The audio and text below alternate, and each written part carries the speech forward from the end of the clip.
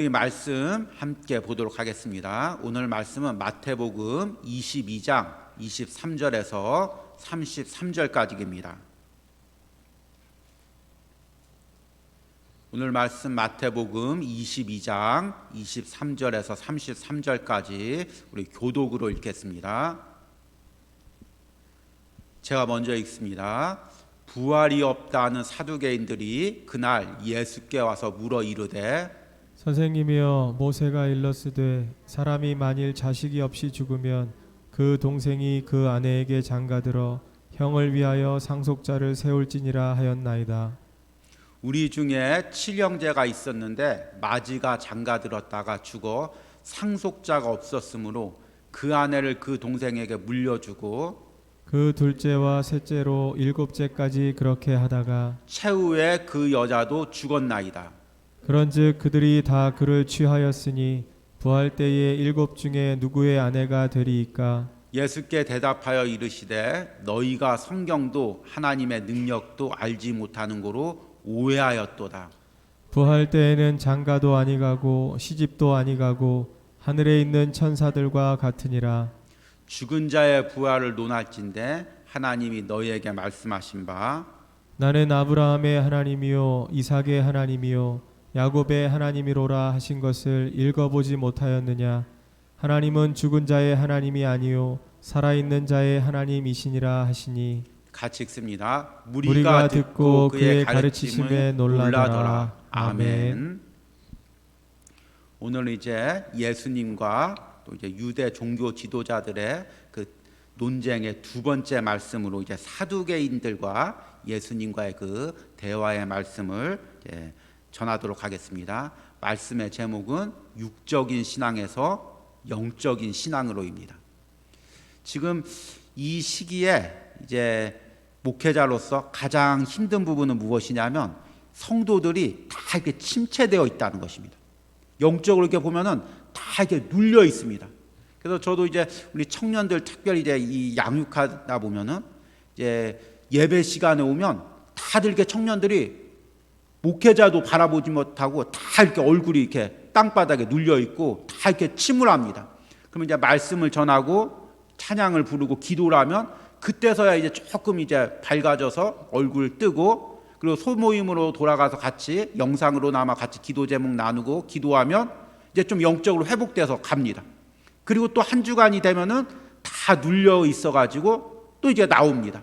이게 이제 어른들도 그렇고 주일학교도 그렇고 많이들 이제 이런 분위기입니다. 왜 그럴까요? 이 가장 큰 게 이 마스크 때문에 그런 것 같습니다. 이 마스크를 끼고 있으니까 사람들이 답답하고 예배 시간에도 이렇게 말씀을 전하는데 아멘 소리도 들리지 않고 찬양 소리도 잘 들리지 않고 말씀을 해도 이게 얘기를 해도 이게 반응들이 보이지 않으니까 이게 답답할 때가 많이 있습니다. 그렇죠? 반응이 안 보입니다. 예. 그런데 이게 단순히 육적인 일이 아니라 사실은 영적인 일입니다.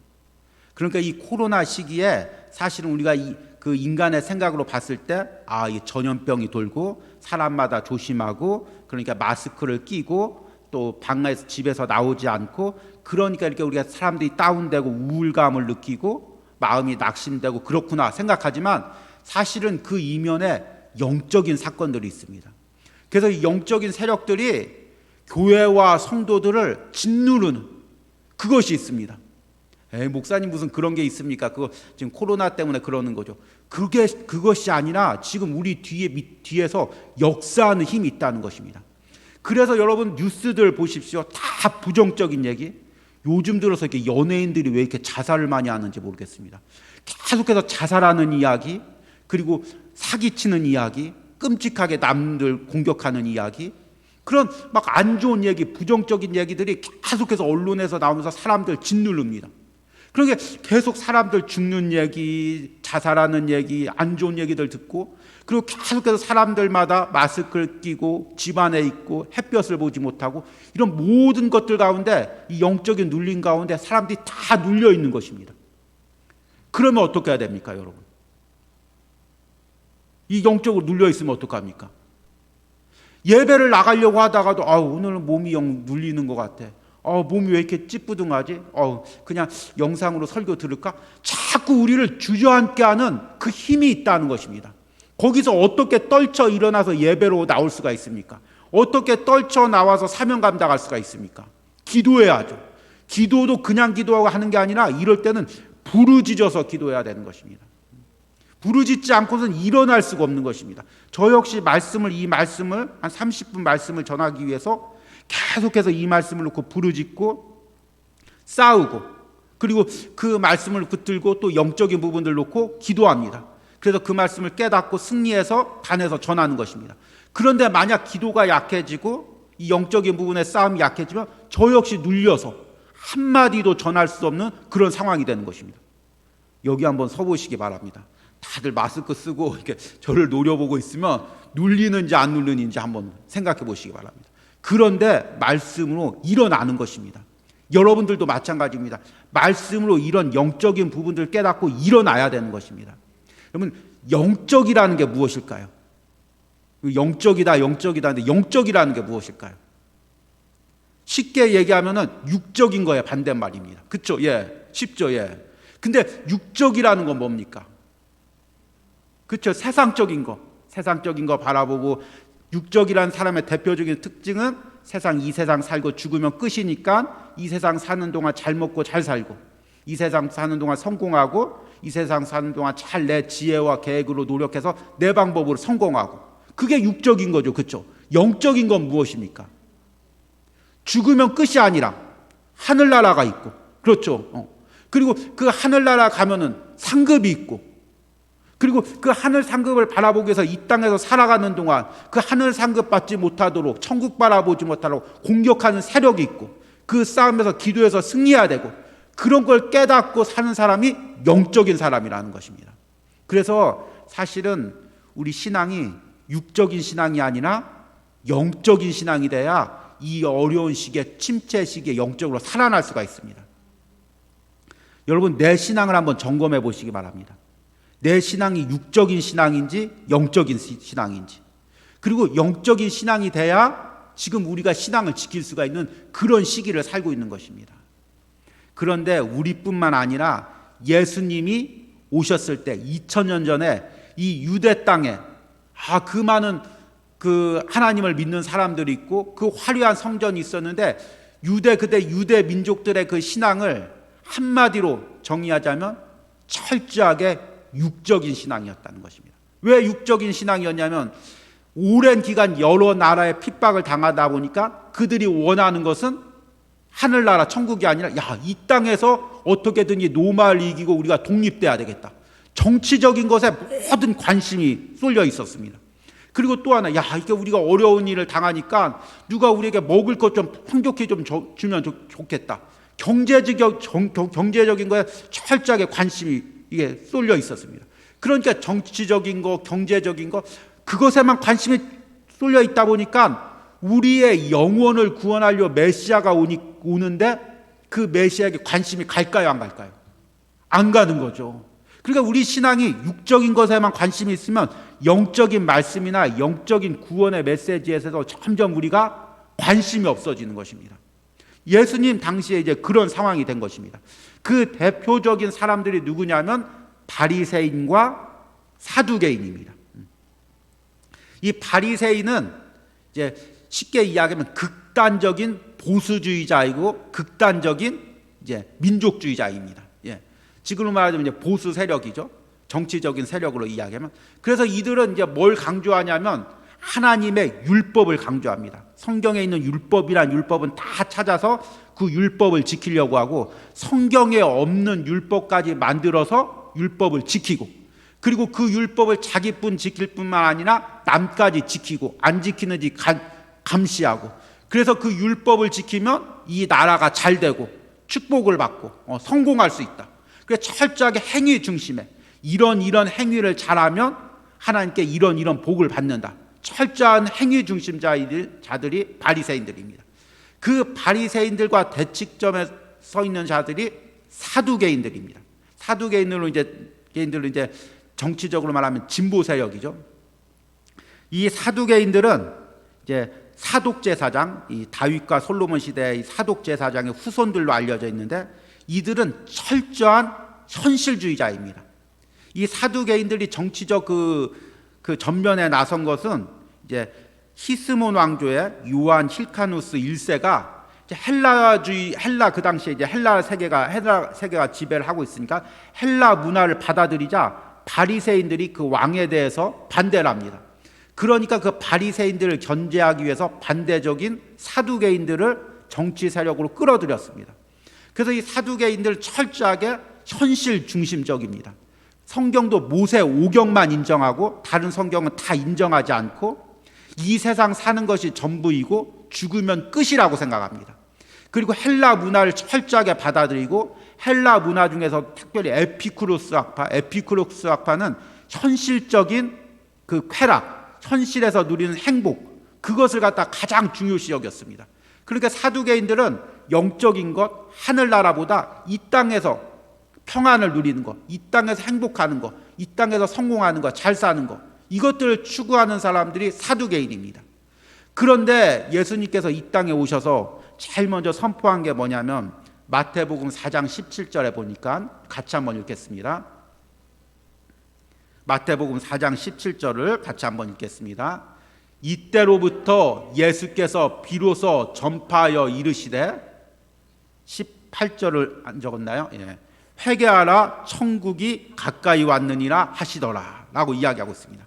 그러니까 예수님께서 이 땅에 오셔서 제일 먼저 선포한 건 뭐냐면 이제 천국이 가까이 왔다. 그러니까 이 바리새인들이나 사두개인들이 원하는 이제 노마에서 해방될 날이 가까워졌다. 아니면 이제 너희들이 고생 끝나고 이제 물질적으로 풍족할 날이 가까웠다. 그것이 아니라 이제 천국이 가까워졌다. 하늘나라가 가까워졌다. 그 말씀을 전하는 것입니다.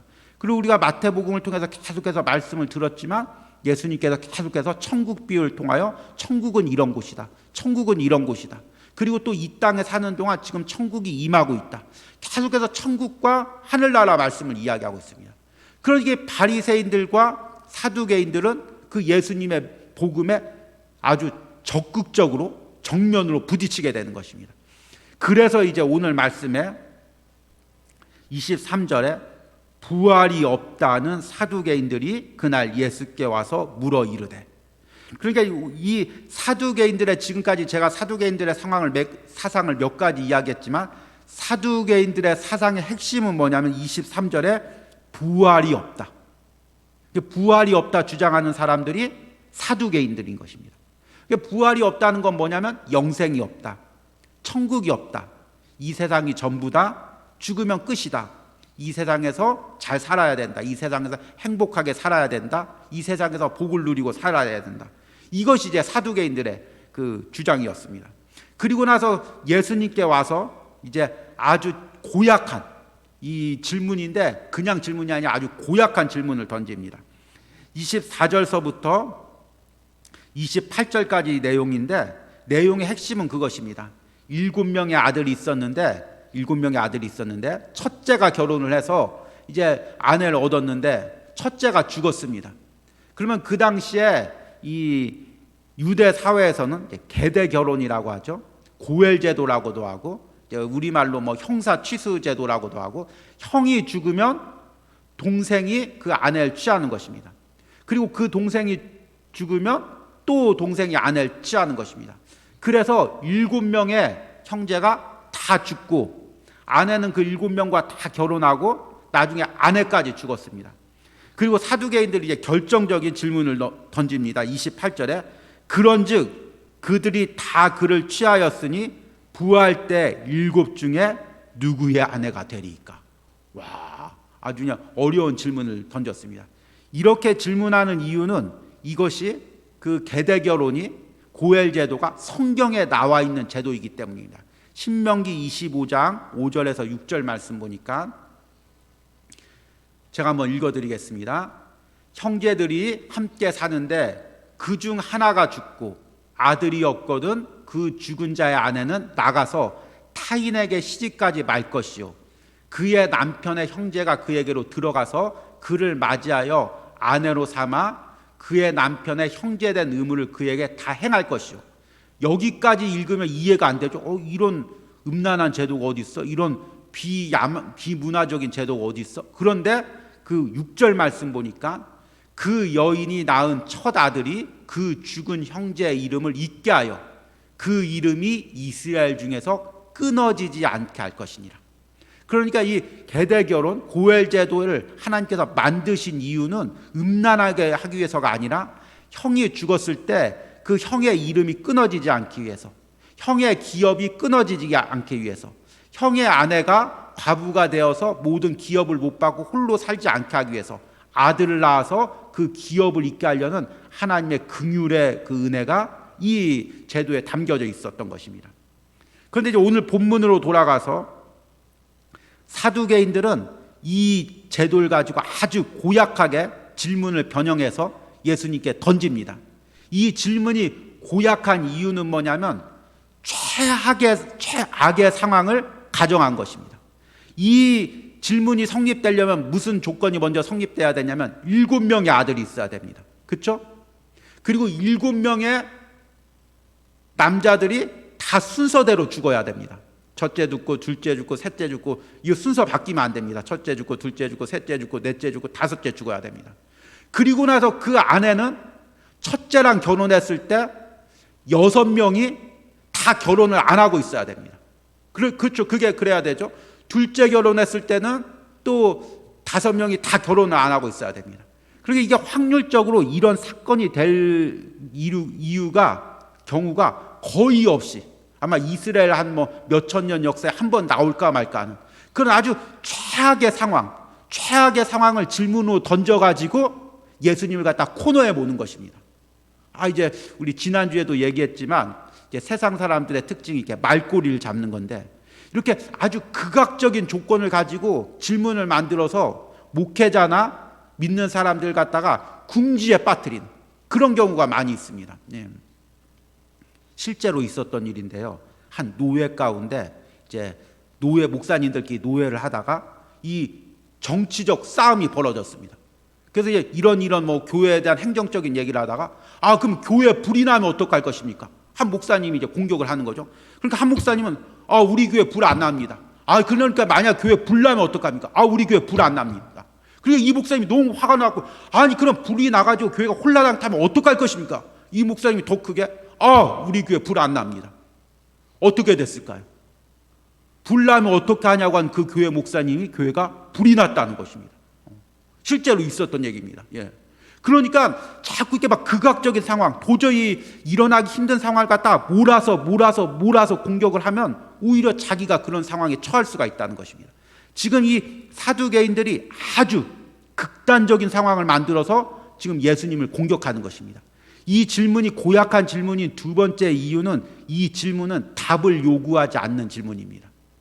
우리가 이제 얼핏 들으면 이럴 경우는 어떻게 대답해야지? 이렇게 잘 설명하면 이 사람이 이해하겠지? 이렇게 잘 설명하면 교회에 대해서, 목회자에 대해서, 믿는 사람에 대해서 부정적인 생각을 가지고 있다가 이해가 되겠지? 그런데 이 사두개인들은 애초부터 답을 원하지 않았습니다. 여러분, 이 문맥상 보십시오. 사두개인들이 지금 예수님께 이걸 설명해 주십시오 하고 질문하는 게 아닙니다. 예수님을 공경에 빠뜨리기 위해서. 이미 사두개인들 전제 상황에는 부활이 없다. 부활이 없고 이 세상 살고 죽으면 끝이다. 그런데 예수님께서 다른 걸 주장하신다. 그렇게 생각하고 예수님을 갖다 코너에 몰리기 위해서, 만약 예수님께서 이런 경우는 이렇고 이렇다 설명한다고 해서 이 사두개인들이 받아들일 사람들이 아니라는 것입니다. 그 예로 실제로 33절에 보니까 무리가 듣고 그의 가르침에 놀라더라. 놀라고 끄신 것입니다. 놀라고 끄시고 그 말을 듣고 설득당하거나 그 말에 반응하지는 않는 것입니다. 그런데 이런 사두개인들의 질문에서 이제 오늘 말씀의 핵심은 뭐냐면 예수님께서 어떻게 대답하셨냐는 것입니다. 예수님의 대답에 우리 신앙의 핵심이 나와 있는 것입니다. 그리고 오늘 말씀의 핵심은 이 사두개인들의 질문에 있는 것이 아니라 그 질문은 아주 극악적인 상황을 만들어 놓고, 극단적인 상황을 만들어 놓고 예수님을 코너에 올리게 하기엔 질문이지, 그 질문에 어떤 커다란 성경적 원리가 있는 게 아니고 예수님의 대답에 우리 신앙의 핵심이 있는 것입니다. 그래서 예수님의 대답이 무엇이냐면 첫 번째는 29절에 보니까 예수께서 대답하여 이르시되 너희가 성경도 하나님의 능력도 알지 못하는 거로 오해하였도다. 그러니까 이 사두개인들의 질문에 대해서 예수님의 첫 번째 대답은 무엇이냐면 너희가 성경도 하나님의 능력도 알지 못하는 거로 오해하였도다. 오해하였다는 말을 이제 다른 말로 이야기하면 너희가 빗나갔다.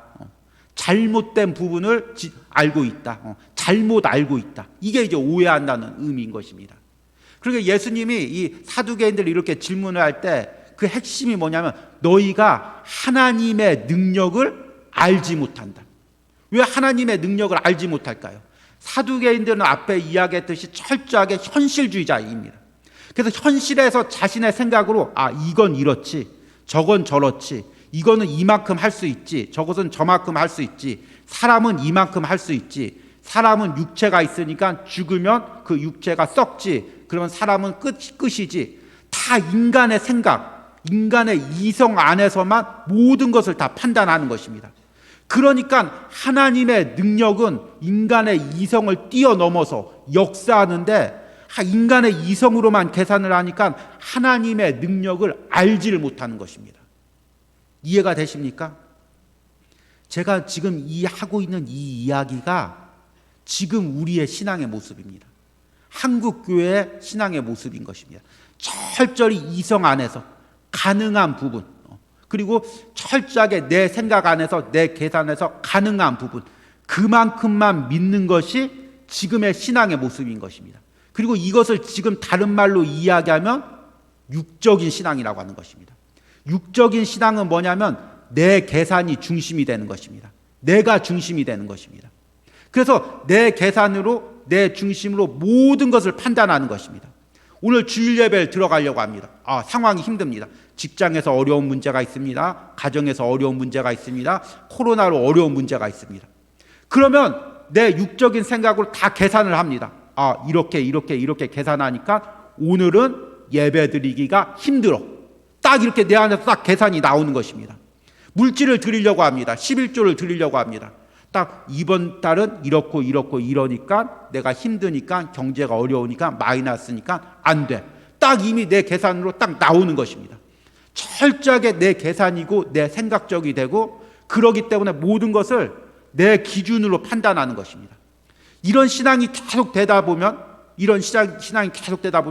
점점 우리의 기도가 약해집니다. 왜 기도가 약해질까요? 이미 내 계산으로 다 돼 있으니까 계산 밖의 부분들은 불가능한 것으로 이미 판단하고 있으니까 기도가 될까요? 안 될까요? 안 되는 거죠. 예를 들어서 내가 이런 삶의 어려운 부분이 있습니다. 근데 내 계산을 해보니까 이 어려운 부분은 해결할 수가 없습니다.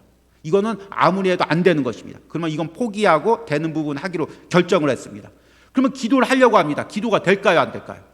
안 되죠. 이미 가능한 부분 다 정해놓고 안 되는 부분 안 되는 걸로 정해놨으니까 기도가 안 되는 것입니다. 점점 기도가 안 되다 보면 뭐가 안 될까요? 하나님의 기적을, 하나님의 이적을 맛보질 못하는 거죠. 그러다 보면 점점 성경 말씀이 어떻게 될까요? 믿어질까요? 안 믿어질까요? 안 믿어지는 거죠. 내 삶에는 기적이 없는데, 내 삶에는 홍해가 안 갈라지는데, 내 삶에는 반석에서 물이 안 나는데 성경에서는 홍해가 갈라지고 반석에서 물이 난다고 하니까 이 성경 말씀이 믿어질까요? 안 믿어질까요? 점점 안 믿어지죠. 그런 다음에 어떻게 되냐면 하늘나라가 믿어질까요? 안 믿어질까요? 안 믿어지고 예수님께서 십자가의 죽음과 부활도 안 믿어지고 점점 그런 상태로 가는 것입니다. 이것이 지금 제가 얘기하는 것이 서구 교회의 모습이고 미국 교회의 모습이고 서구 서양인들의 신앙의 모습입니다. 그리고 우리들도 점점 그런 모습으로 따라가고 있는 것입니다. 그래서 정말 우리가 영적인 걸 깨달으려면, 영적인 신앙으로 거듭나려면 우리가 이 육적인 신앙에서 뛰쳐나와야 되는 것입니다. 여러분, 이 말씀 너희가 성경도 하나님의 능력도 알지 못하는 거로 오해하였도다.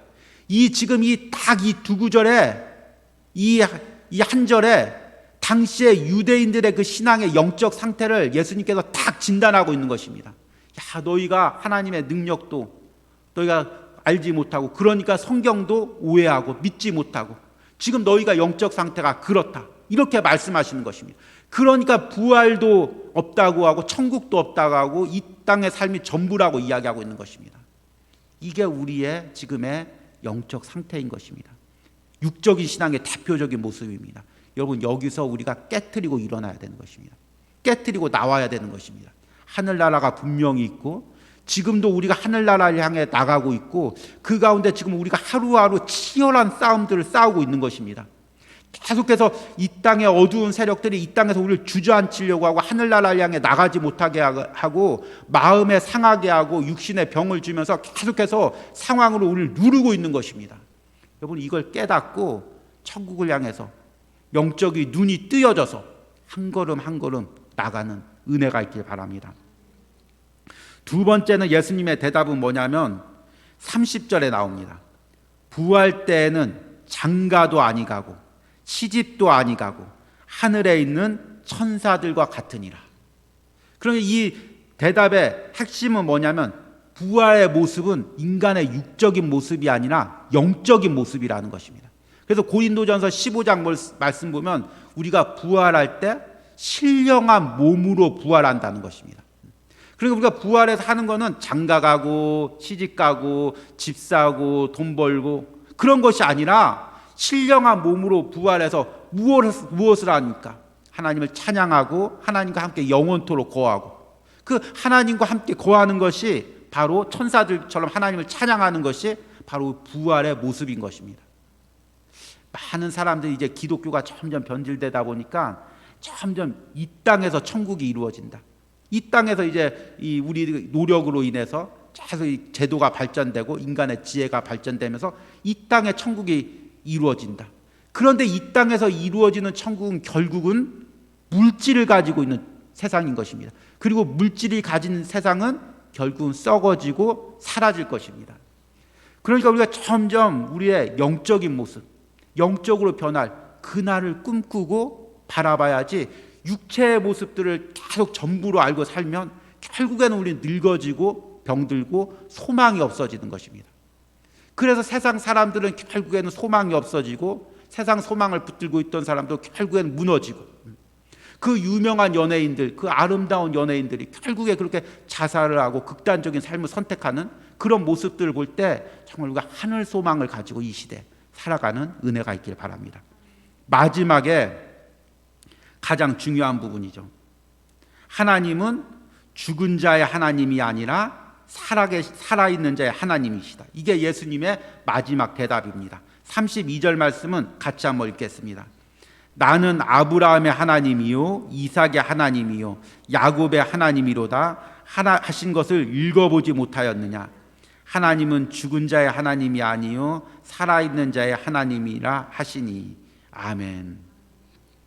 이 말씀이 사실은 이제 그 질문에 대한 대답이기보다 이 32절은 사두개인들의 그 잘못된 신앙을 핵심적으로 지적하는 것입니다. 하나님은 죽은 자의 하나님이 아니라 살아계신 자의 하나님이라는 것입니다.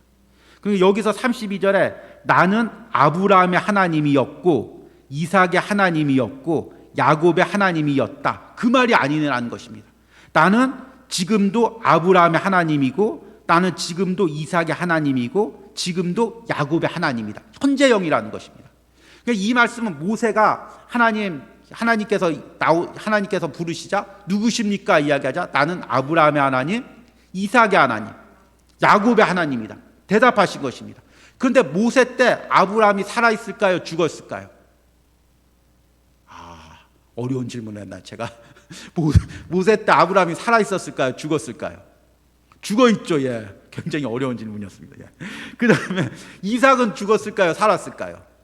죽었죠. 예, 모세 때니까. 예. 성경 잘 읽어보시면 답이 나옵니다. 야곱은 죽었을까요, 살았을까요? 죽어있죠. 그런데 하나님께서 모세한테 이야기할 때 나는 아브라함의 하나님이고 이삭의 하나님이고 야곱의 하나님이다. 그러니까 지금도 나는 아브라함의 하나님이고, 아브라함이 지금 하나님 앞에서는 살아있는 것입니다. 이삭이 하나님 앞에는 살아있는 것입니다. 그리고 야곱도 살아있는 것입니다. 지금 하나님과 대면하고 있는 것입니다. 그러니까 우리 인간의 생각에는 저 사람이 죽었다, 이제 우리 인간의 기준은 저 사람은 죽었다 얘기하지만 하나님 기준에는 죽은 것이 아닙니다. 여전히 하나님 앞에 살아있는 것입니다. 이제 장례식 갈 때마다 제가 계속해서 설교하는 그 핵심 내용이 그것입니다. 사랑하는 아버님이 돌아가셨습니다. 그런데 그 아버님이 영원히 못 보는 것이 아니라 지금 하나님 앞에서 그 아버님은 대면하고 있는 것입니다. 우리는 죽었다고 슬퍼하지만 사실 하나님 앞에서는 그 아버님이 죽은 게 아닌 것입니다. 여전히 하나님 앞에서 살아있어서 이 땅에서 대면하듯이 하늘나라에서 더 분명하게 하나님을 대면하고 있고 하나님 앞에서 살아있는 것입니다. 그리고 우리가 죽으면 우리도 하늘나라 가서 그 아버님을 만날 것입니다. 이제 장례식 때 설교하는 내용의 핵심이 바로 그것입니다. 저희 아버님도 돌아가셨는데 제가 이제 이 서울에서 오랫동안 사역을 하다 보니까 거의 1년에 한두 번 이제 아버지를 고향을 내려가면 이제 얼굴 뵀습니다. 이제 아버님이 돌아가셨습니다. 그런데도 지금도 아버님이 살아계시구나 그 마음이 있습니다. 꿈을 꾸면은 지금도 한 달에 한두 번은 꼭 나옵니다, 아버님이. 그래서 이제 예전에 살던 모습도 나오고 그 모습도 나옵니다. 그러니까 저에게 있어서 아버님은 죽으신 분이 아니라 여전히 살아 있습니다. 왜 살아 있냐면 아버님께서 하나님을 믿고 목회를 하고 하나님 앞에서 지금 대면하고 있기 때문입니다. 그리고 우리도 대면하고 있을 것입니다. 그러니까 우리의 삶은 이 세상이 전부가 아니라 죽으면 끝이 나는 것이 아니라 하나님과 대면할 그 날이 있고 그 삶이 더 소중하다는 것입니다. 그리고 우리의 신앙은 그것을 바라보고 살아가는 것이 바로 우리의 신앙이라는 것입니다. 그리고 그 신앙이 회복돼야 영적인 신앙이 회복된다는 것입니다. 여러분, 이 세상을 살 때 참 여러분들은 어떤지 모르겠지만 정말 얼마나 지금 힘든 시기입니까? 뭐 물질적으로 넉넉한 사람들은 이제 쉬운 시기지만 그 사람들도 이제 어렵겠죠. 근데 이 코로나가 이렇게 막 번지면서 경제적으로 다 장사하시는 분들 힘들고 직장 생활하는 사람도 마스크 끼고 다니면서 그렇게 다 힘들고 또 이제 물가가 오르고 또 집세가 오르고 사람들 다 힘들고 청년들도 많은 어려움을 가지고 있고 그래서 이제 참 이 땅에 소망을 가지고 살면 낙심되고 무너질 수밖에 없습니다. 시험 들고 좌절할 수밖에 없습니다. 그런데 우리가 하늘 소망을 바라보면 이 땅에 어떤 풍파가 오든지 우리가 하늘 소망을 바라보고 하루하루 건너갈 수가 있는 것입니다. 죽으면 끝이 아니라 하늘나라 가서 하나님을 대면할 날이 있을 것이고 하나님의 모든 위로와 신원을 받을 날이 있을 것이고 그것을 바라보면서 우리가 살아가는 것입니다. 그 영적인 신앙을 가질 때 우리가 지금의 이 모든 눌림에서부터 일어날 수가 있는 것입니다. 우리 사랑하는 성도들이 이 시기에 육적인 신앙에서 영적인 신앙으로 성장할 수 있는 그런 은혜가 있길 바랍니다. 특별히 우리 이제 주일마다 천국에 대한 말씀, 하늘의 소망에 대한 말씀이 전해지는데 저는 이것이 우연히 전해지는 말씀이 아니라고 생각합니다. 정말 이 어려운 시기에 사람들마다 다 이 땅의 소망을 가지고 이 땅의 삶의 전부로 막 초점을 맞추고 그래서 어려움을 가지고 다 낙심하고 무너지고 있는 이 시기에 하나님께서 특별히 우리 이 진일교회 가운데 하나님 천국 소망을 들려주고 또 하늘 소망을 들려주고 그 말씀을 들려준다고 생각합니다. 여러분들 이 말씀을 듣고 깨닫고 여러분들의 신앙이 이 시기에 육적인 신앙에서 영적인 신앙으로 성장하는 그런 은혜가 있길 바랍니다. 우리 진일교회 전체적인 신앙이 육적인 신앙에서 영적인 신앙으로 한 단계 올라서는 이 시기가 되기를 간절히 소망합니다. 우리 대표 기도자도 함께 기도할 때 전화이복의 시기가 되게 해달라고 했는데 이 전화이복이 단순히 어떤 물질적으로 많아지고 숫자적으로 많아지는 것을 넘어서 정말 육적인 신앙에서 영적인 신앙으로 거듭나는 이런 기회가 되기를 간절히 소망합니다. 우리 들은 말씀 생각하시면서 함께 찬양하시겠습니다.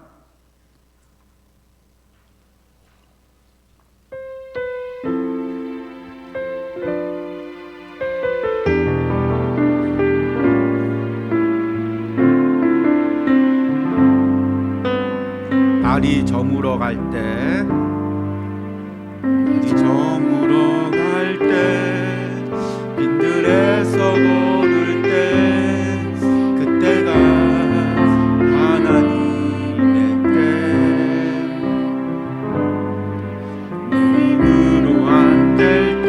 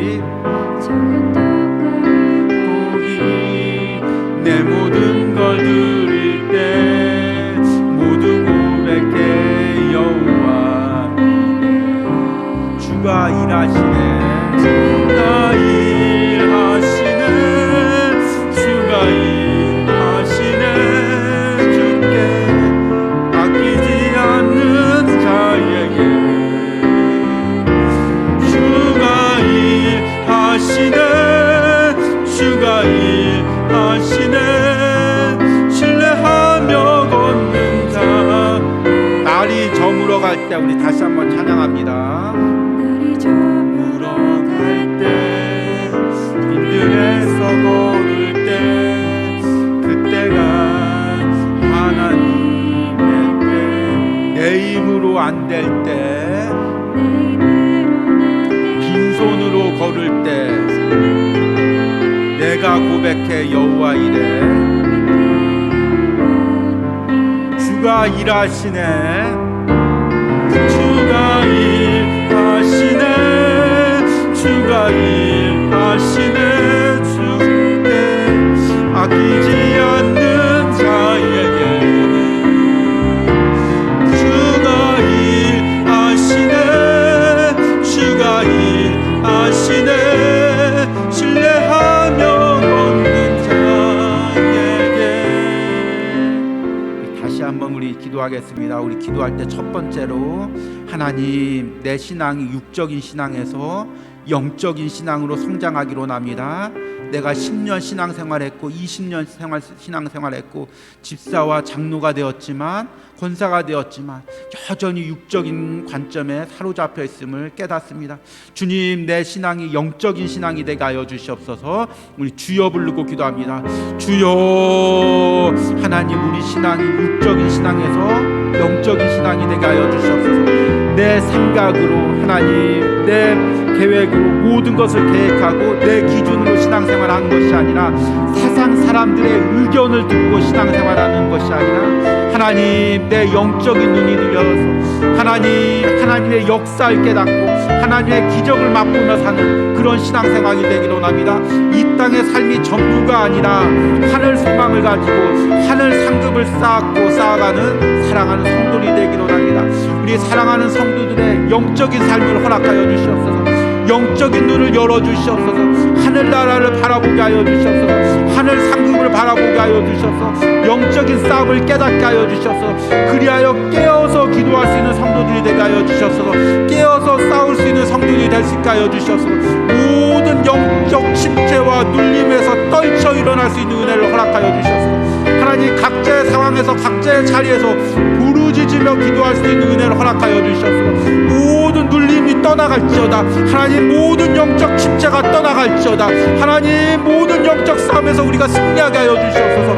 하나님 깨어서 기도하게 하여 주셔서 깨어서 싸우게 하여 주셔서 그 자리에서 일어서게 하여 주셔서 그 자리에서 일어서게 하여 주셔서 내가 일어서게 하여 주셔서 내가 저한 곳에서 일어서서 예배 자리로 나오게 하여 주셔서 사명의 자리로 나오게 하여 주셔서 승리할 수 있도록 함께 하여 주시고 주께서 붙들어 주시고 역사하시고 함께 하여 주시옵소서.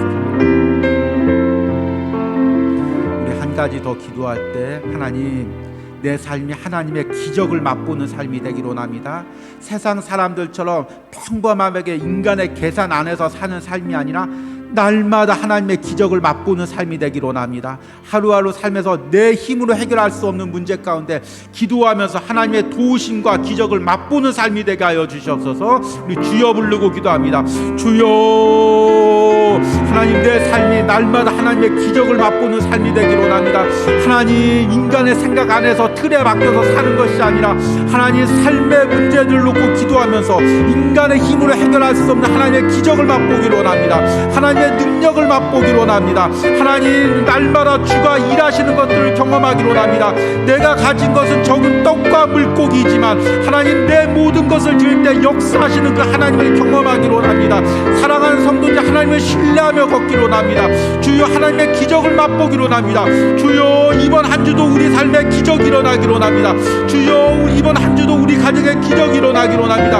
하나님 내 삶에 하나님의 기적이 일어나기로 합니다. 인간의 노력으로 할 수 없지만 인간의 방법으로 해결할 수 없지만 주여 기적을 베풀어 주시고 모든 삶의 문제들이 해결되게 하시고 하나님 맡겼던 모든 것들이 열려지는 하나님의 역사가 일어나게 하셔서 주여 병들었던 자들은 하나님 고침을 받게 하시고 경제적으로 눌림을 받는 자들은 하나님의 회복을 경험하게 하시고 하나님의 사랑과 감격에 가는 어려움 있는 사람들은 하나님 그 아버지 형통의 은혜를 경험할 수 있도록 주여 역사하여 주시옵소서. 주여 내 삶의 기적을 일으켜 주시옵소서. 주여 내 삶의 기적을 일으켜 주시옵소서. 주여 내 삶의 기적을 맛보게 하여 주시옵소서.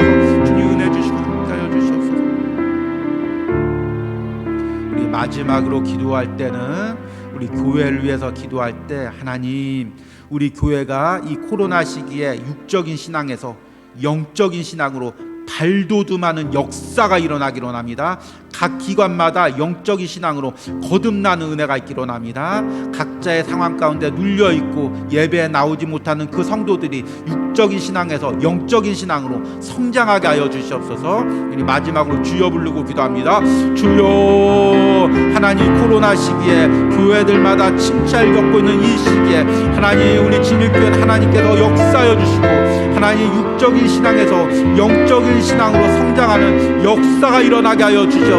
육적인 것에만 매달려 있던 모든 성도들이 하나님 거듭나서 말씀으로 깨달아서 천국 소망을 바라보게 하시고 이 땅의 삶이 장막의 삶이며 아버지 천국을 준비하는 삶을 깨닫게 하시고 하나님 이 땅에 연연하지 않게 하시고 하나님 하늘 소망을 바라보게 하시고 하늘 상급을 바라보게 하시고 하나님 영적인 신앙으로 거듭나는 역사가 일어나게 하여 주시옵소서. 사랑하는 성도들 영적인 말씀으로 영적인 눈이 열려지게 하여 주시옵소서. 주일마다 선포되는 천국 말씀을 통하여 하나님 우리의 눈이 아버지 이 땅을 향해 있지 않고 우리의 초점이 이 땅에 맞춰져 있지 않고 하늘나라를 바라보고 천국을 바라볼 수 있는 은혜를 허락하여 주시기를 간절히 소망합니다. 함께하여 주시옵소서.